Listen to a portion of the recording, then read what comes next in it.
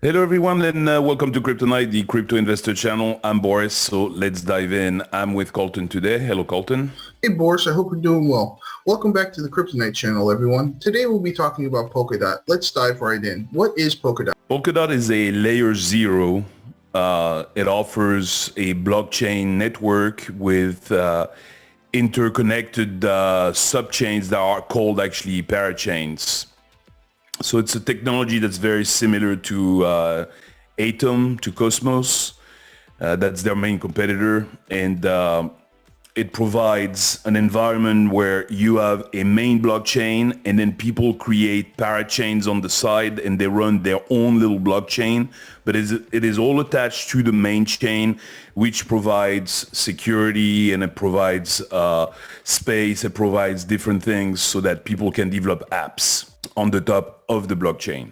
DOT is the name of their native token and has mainly three functions: the governance, the network operation, and of course creating those parachains. So on the top of that, the DOT, they are, the holders are being rewarded, because of the participation in governance, but also the fees, the network operations. So overall, you get rewarded, and the staking is not too bad. We'll see that at the end. Thank you, Boris. What about the history and performance of Polkadot? So Gavin Wood, who's one of the co-founders of Ethereum, created Polkadot, and he released a white paper in 2016.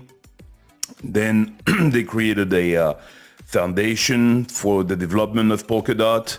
They raised $145 million in token sales in 2017. And they had a hard froze of 90 millions in funds. But Polkadot's actually continued to develop with some additional capital being raised. The Polkadot mainnet was launched in phases.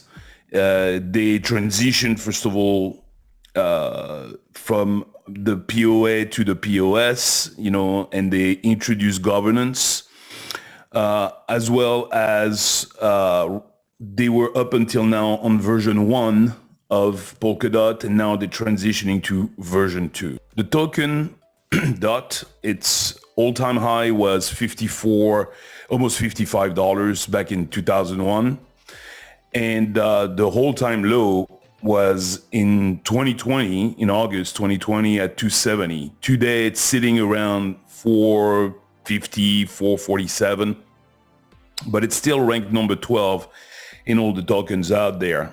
So it has a pretty big market cap because it's $5.7 billion.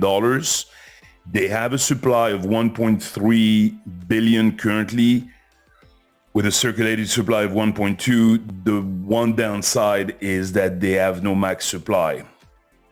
So that's always a little dangerous, as we discussed before, whenever projects don't have a max supply, because they can print literally to infinity. Thank you, Boris.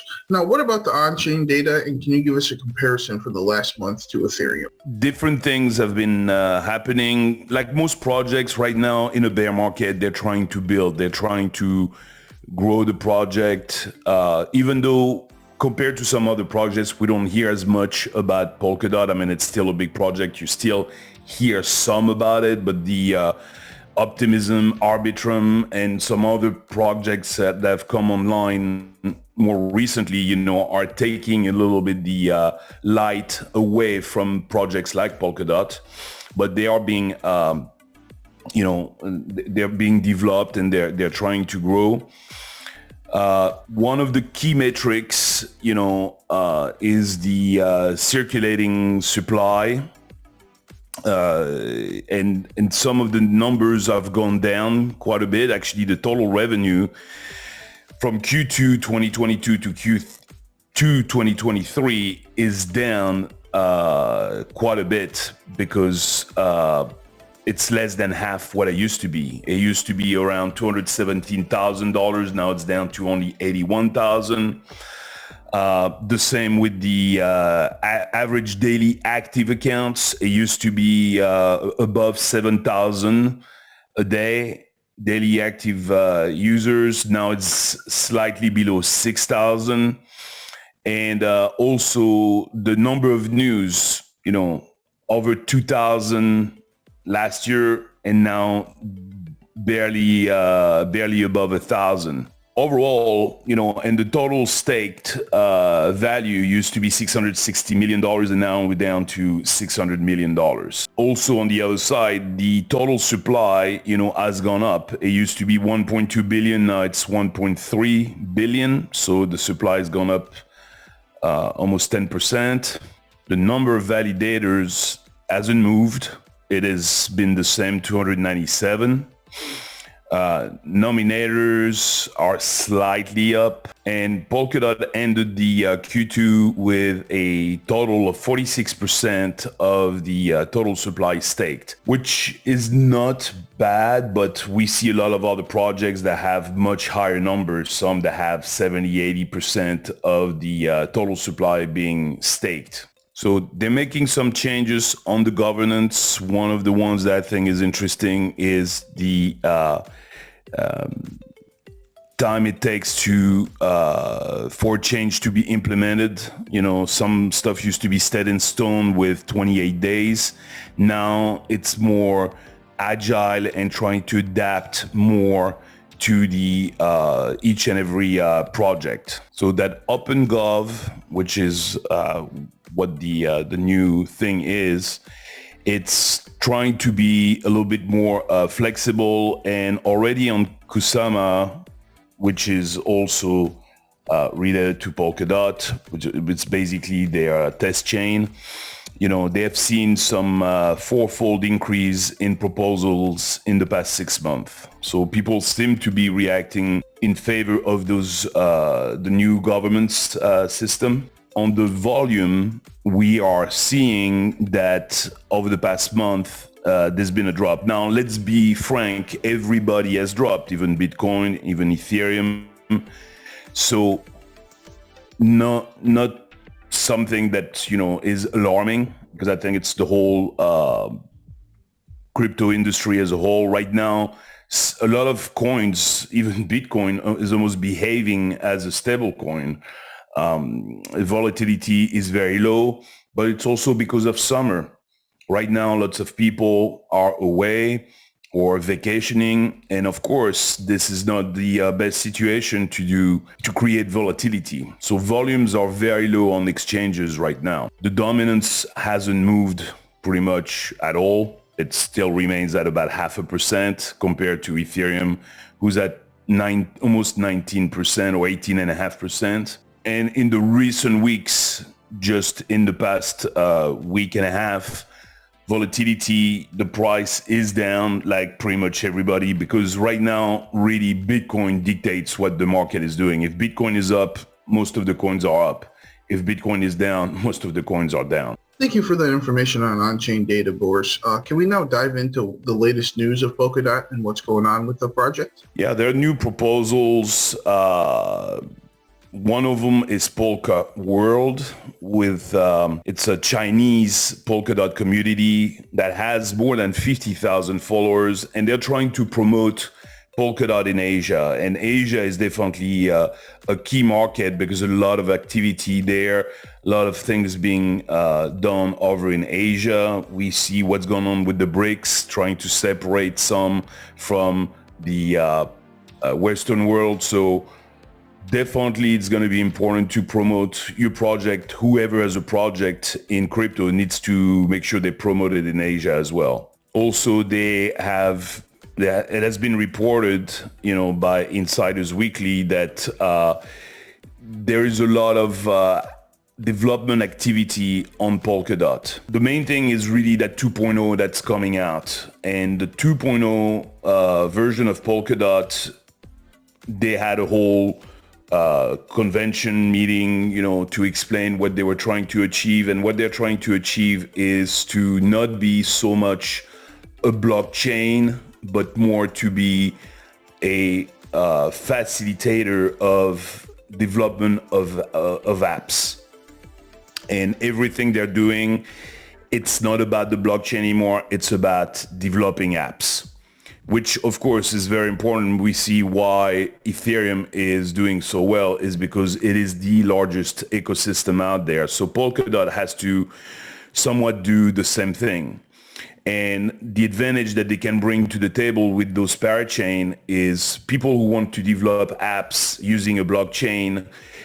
Whenever you're using a chain like Polkadot or Cosmos, you can use their security, which is really paramount these days with all the hacks that we see and people getting their phones stolen, etc. So if people want to develop and feel safe, security is very important. So that's why people can enjoy the high level of security of Polkadot.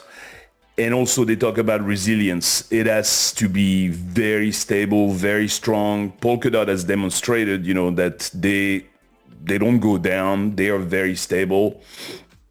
So that's another thing. So on the 2.0 version, that's what they're trying to emphasize on. Another thing is Energy Web announces the Energy Web X crowd loan to secure a parachain slot on Polkadot.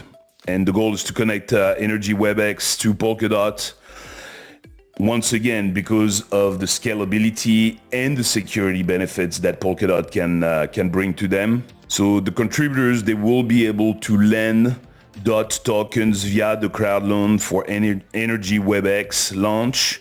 And that will be done using the Polkadot wallet. On the numbers, Polkadot, it's basically in a range. It's in a range of about $4 to, slightly over $4.50. And nothing is going to change unless the whole market changes. But at the same time, that's the question everybody has to ask themselves. Do I buy more when it's down, or do I wait for it to come back up before I start buying again? Bottoms are impossible to know where's the bottom. Is 26K right now for Bitcoin the bottom, and therefore 4.5 is it kind of the bottom for Polkadot? There could be one last drop, but with the halving coming next year, there are high chances that the numbers will start rising. If not by the end of this year, probably by the beginning of next year. Thank you for all that valuable information, Boris. What about staking? Can you stake Polkadot, and what are the best ways to get the most return on your investment? Yeah, the best way is to stake with Polkadot, and they will pay you slightly over 15%. You can do it from many different wallets, because many wallets are compatible with Polkadot. Polkadot is very easily found on the different wallets. Now, once again, 15% seems like a lot, but since they have that infinity possibility of creating more coins, the problem is they create about this much every year. So it feels like you're getting 15% return, but technically you're not really getting 15% because they're creating, more and more coins.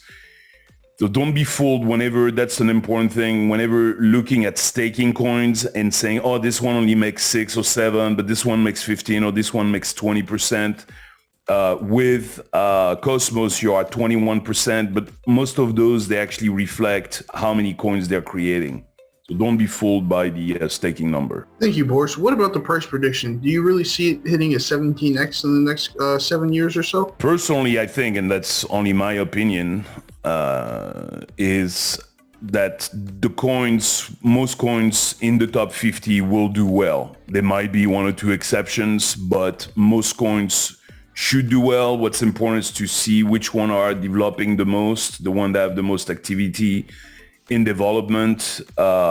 It's important also to see how many active users they have, but one of the most key metrics whenever doing your research is to actually look at the number of developers and the number of commitments to the code.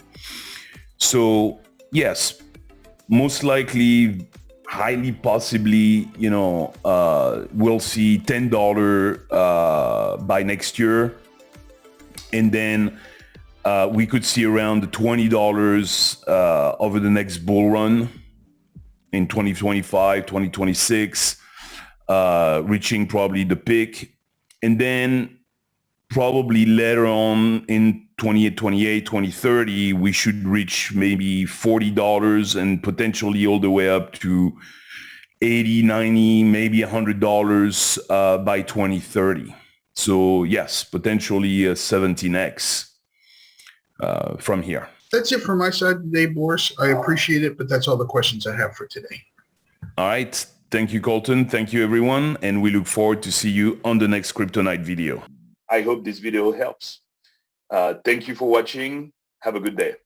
If you haven't already, please subscribe to our channel. And if you like the video at the end, click on the thumbs up.